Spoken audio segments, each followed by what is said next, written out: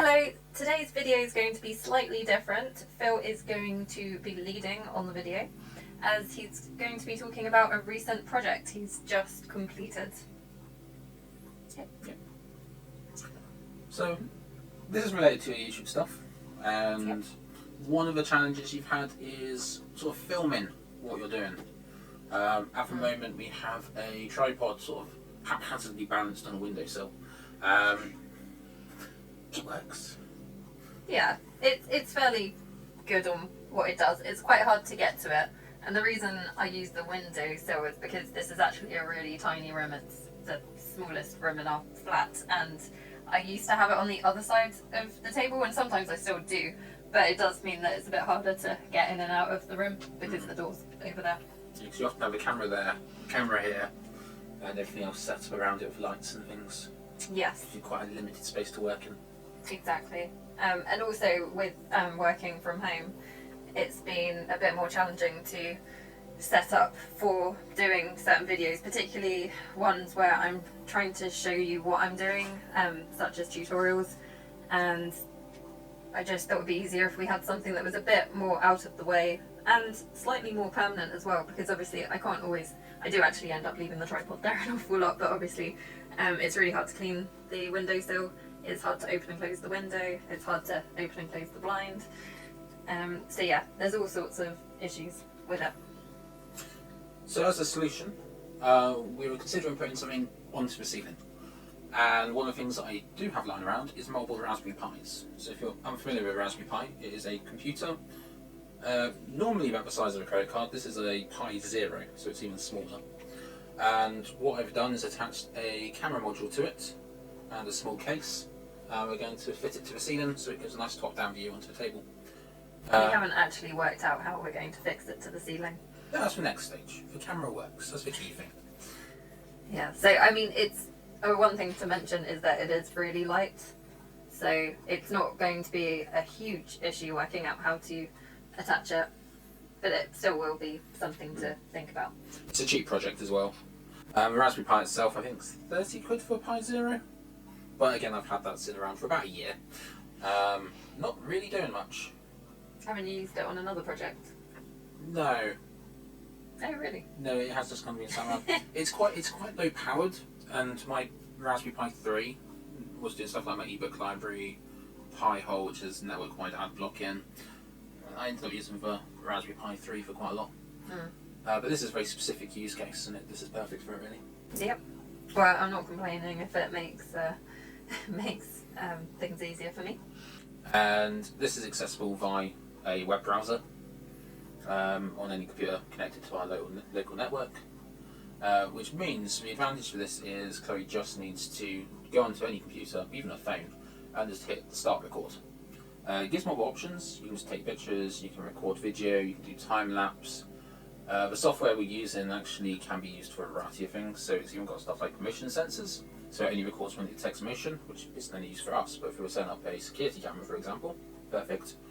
So yeah, ideally this will replace our current tripod approach, and this will just sit on the ceiling, either by hooks. I'm not sure, we could probably have it, we need to work out how far down it needs to be as well, to get the table. So we haven't actually trialled what it looks like up there yet. It's kind of been sitting in our lounge while he's been testing it.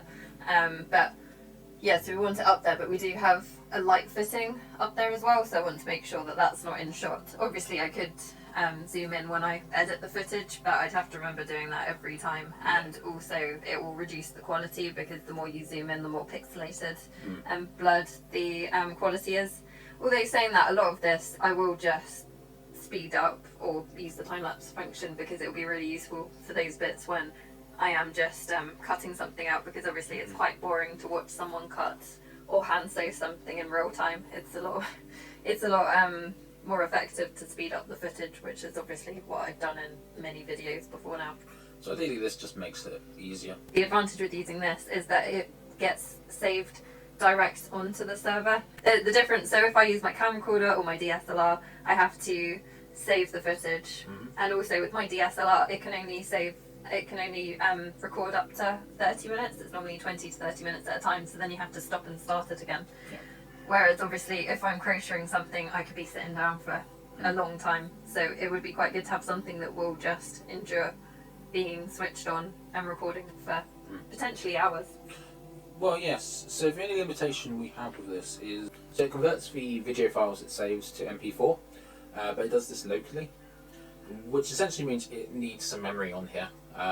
It saves the MP4s straight to the server, so they can be deleted off this really quickly afterwards, and that can be done by the web browser as well. But it does mean that one thing before I put it up is I'm going to have to clone the SD card, because this is what the memory on these things are, just SD cards. I am going to have to convert, because I think this is a 16 gigabyte SD card, and I've just bought 128 gigabytes. It's so cheap. I think 128 gigabytes will be fine, because normally a lot of devices can't take much more than that. That's normally that's kind of the limit at the moment, and obviously that's quite a good budget capacity as well. So it doesn't cost too much at that storage level. I ran the numbers at 1080p footage. You're looking at about 12 hours worth of recording time. Yeah, which So obviously I probably wouldn't be there knitting for more than 12 hours straight. Sometimes I do leave the camcorder, which is up on that tripod, I do leave it running because it's quite hard to get to the stop-start button. So I will just leave it running sometimes. But obviously 12 hours of crafting in a day is quite a lot. I mean, I probably do that some days, but... Like today? Yeah, today's been quite full on. We've just quickly stopped to do this video, but I'm ready to carry on. So yeah, there will be a video of me recovering the puffy, but there's an awful lot of footage because I managed to fill up one of the memory cards completely, and I'm not really sure why. I guess my DSLR's higher quality, so that's... It's high quality. Yeah. And it's about 5 hours worth of footage, which is why that's full. Yeah. So it's probably going to take me a while to edit it, so it probably won't be this week or next week. Maybe the week after. Maybe in a couple of weeks. So yeah, so that won't feature this particular camera, which is a shame. But I'm really excited that we have got the ball rolling with this, because we've actually talked about it for a while. And I think when I first voiced the frustration with the current setup and what I'd ideally like, I don't think you were at a place with your playing around with Raspberry Pis that you would have felt confident to have. It's a bit different, and it's time consuming. I mean, that took me 3-4 hours to troubleshoot because it wasn't saving properly, and it was I'd say you spent roughly a good day building it, setting it up, testing it. Yeah, and testing it. And I'm saying a day loosely, maybe 12 hours or something, in total. Yeah, because I'd say you that. started yesterday and you had finished today. Yeah. And then need to put up. Yeah, so I'm not actually sure when we will start using it properly in its final destination. Probably soon. Oh yeah, we'll get that set up. But it's been a bit different for your channel, hasn't it? Doing a video like this. Yeah, so obviously if you know someone who's into what would you call this hobby? That's tech. Tech. Okay, if you know someone who's into tech and can do this sort of thing, obviously it's very useful. But you can also use these, you said, for security cameras. Yes. And also, is it if you wanted to do a wildlife camera? Yeah, you can do things like that, yeah. It's quite easy. You can put it so that it detects motion, so it only records when the sensor notices something moving. There's a ton of settings on this bit of software we use, which we're just not going to use in this case. You can set times on certain times of day, so when you're at work, you can set it to detect motion and record. Has a nice time and date stamp. Automatically on as default, which I've of course removed because we don't want that across all the footage recorded. But yeah. Get an advertisement for Raspberry Pi. Oh yeah, they're great. Right, so that's it for this week. Obviously we'll be back with another video next week, possibly a catch up. I'm not sure. I have to see what I've actually done in the last month. Well, it depends how long. Yeah. But yeah, make sure you like and subscribe for more Raspberry Pi content. I know, craft, sewing, that's what this channel's about, yes.